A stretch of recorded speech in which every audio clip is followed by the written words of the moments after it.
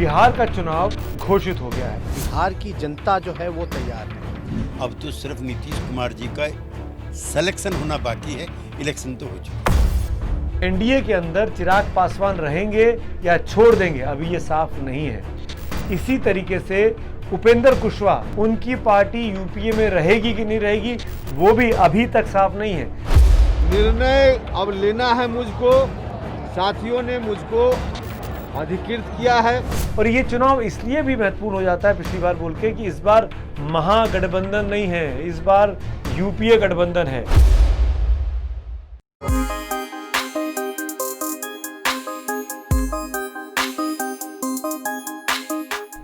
नमस्कार दोस्तों, वो महत्वपूर्ण दिन आ गया जिसका हम सब इंतज़ार कर रहे थे।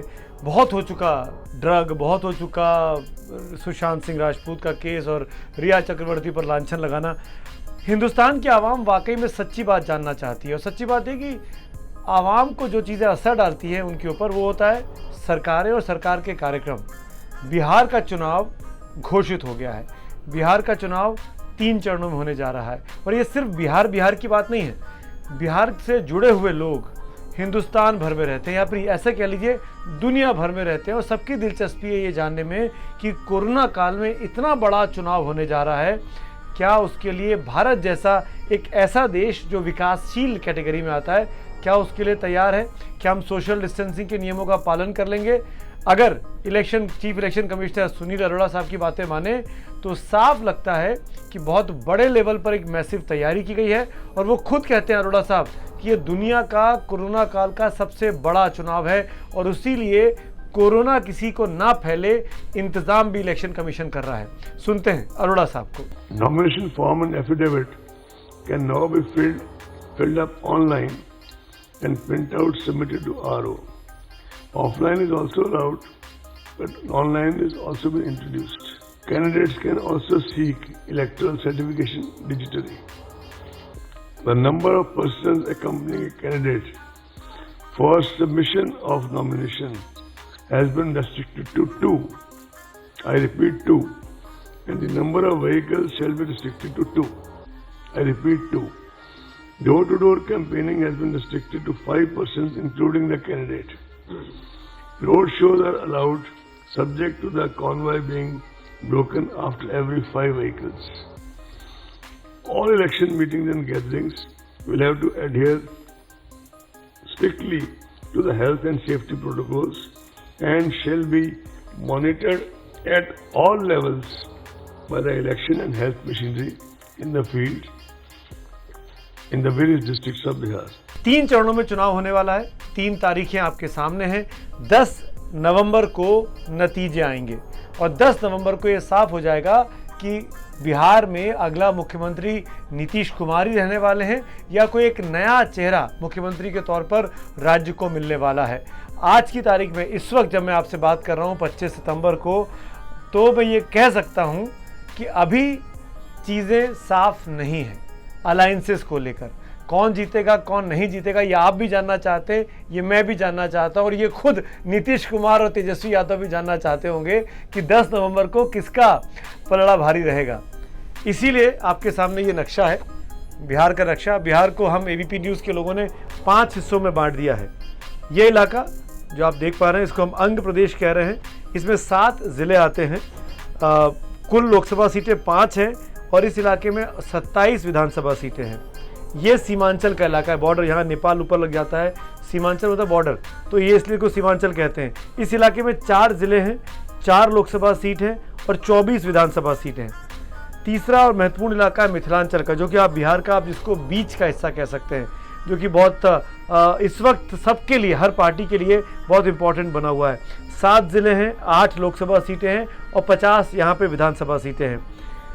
ये इलाका हो गया उत्तरी बिहार का, जो नॉर्थ बिहार जिसको कहते हैं, जो कि यूपी से लगा है अपने पश्चिम में, और ऊपर लगा है नेपाल से। इस इलाके में 9 ज़िले हैं, 12 लोकसभा सीटें हैं, 73 विधानसभा सीटें हैं। और ये इलाका मेरे हिसाब से राजनीतिक दृष्टिकोण से सबसे इम्पॉर्टेंट है मगध और भोजपुर का इलाका, जिसको कहते हैं, जिसमें कुल 11 ज़िले हैं, 11 लोकसभा सीटें हैं और 69 विधानसभा सीटें हैं। इसी इलाके में तमाम वो राज्य हैं, तमाम वो ज़िले हैं, माफ़ करिएगा, सीटें हैं, पटना जैसी सीट, भोजपुर जैसी सीट, बक्सर जैसी सीट, रोहतास जैसी सीट, औरंगाबाद जैसी सीट, गया जैसी सीट, जिनको आप बिहार का शहरी इलाका भी कह सकते हैं। तो आप ये मान सकते हैं कि इस वक्त सारी आवाम, सारी दुनिया ये जानना चाहती है कि बिहार की इन कुल 243 विधानसभा जो सीटें हैं उनका नतीजा क्या होगा। आज जब आप ओपिनियन पोल, जो कि एबीपी न्यूज़ पर शाम 5 बजे से शुरू होने वाला है, जब आप देखेंगे तो इस ऑर्डर में हम आपको रीजन वाइज रिजल्ट दिखाएंगे। पहले आंध्र प्रदेश, फिर सीमांचल, फिर मिथिलांचल, फिर उत्तरी बिहार और फिर मगध भोजपुर, ऐसे करके बारी बारी से आप नतीजे देखेंगे और शाम होते होते ये साफ हो जाएगी तस्वीर इस सबसे क्रेडिबल ओपिनियन पोल के ज़रिए कि किसकी सरकार बनने जा रही है। नीतीश कुमार साहब जीत पाएंगे, तेजस्वी यादव उनको चुनौती दे पाएंगे या नहीं दे पाएंगे, ये इस ओपिनियन पोल से तस्वीर आपके सामने साफ हो जाएगी। अभी जब मैं आज आपसे जब बात कर रहा हूँ, दोनों तरफ, चाहे एनडीए हो, चाहे यूपीए हो, चाहे नीतीश कुमार का गठबंधन हो, चाहे तेजस्वी यादव का गठबंधन हो, दोनों ही लोग तैयार, चुनावों के कितने भी बातें करें कि वो तैयार दिखाई दे रहे हैं, लेकिन दरअसल तैयारी पूरी है नहीं। पहले सुनते हैं उनके दावे क्या है। त्यागी जी, इन चुनावों को कैसे देखते हैं आप? कितनी बड़ी चुनौती है नीतीश कुमार के लिए? नहीं, वहाँ कोई चुनौती नहीं है, वहाँ कोई चुनाव नहीं है।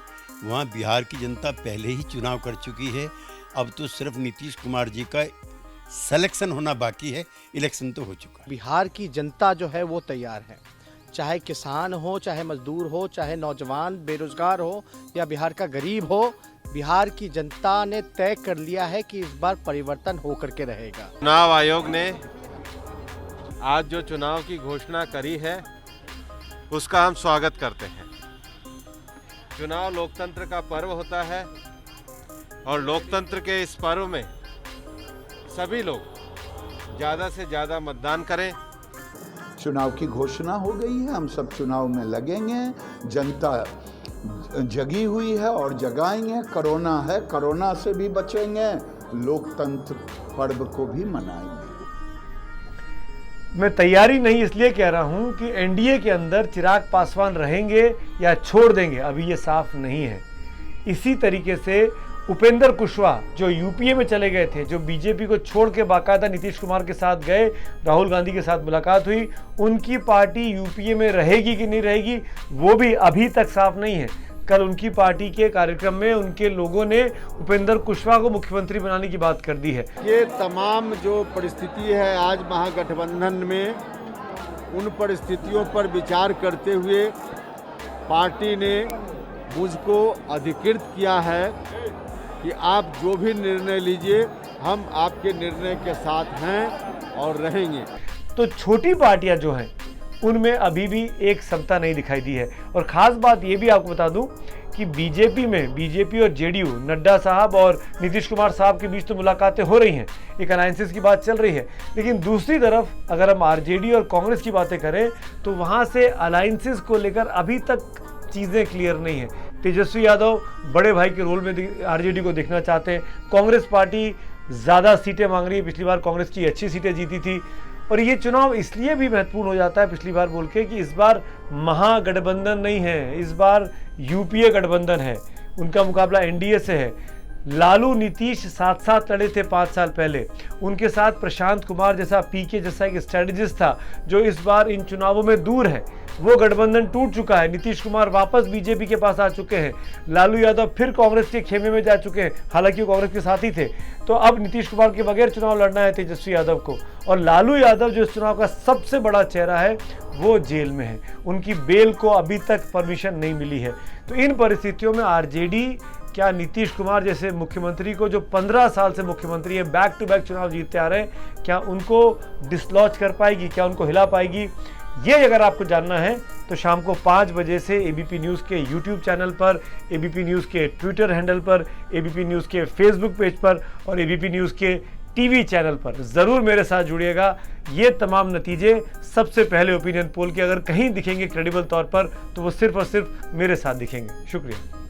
एबीपी न्यूज़ आपको रखे आगे।